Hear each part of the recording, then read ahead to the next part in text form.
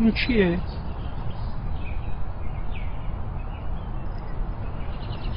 گنجشک.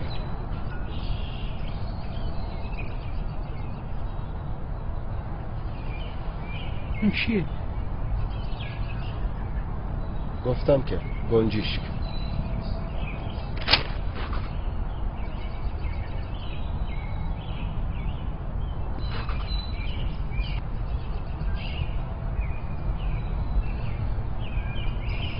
اون چیه؟ پدر اون یه گنجشکه. گنجشک. اون چیه؟ چند بار بهت بگم یه گنجشکه، چرا نمیفهمی؟ کجا میری؟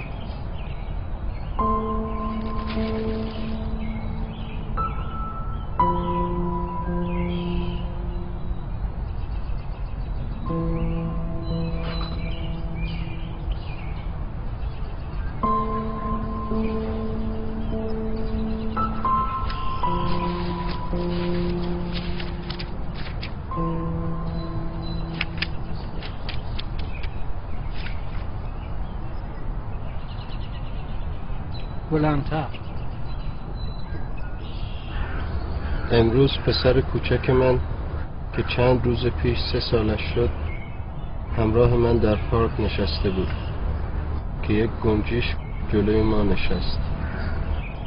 پسرم 21 بار از من پرسید که اون چیه و من 21 بار به او جواب دادم که اون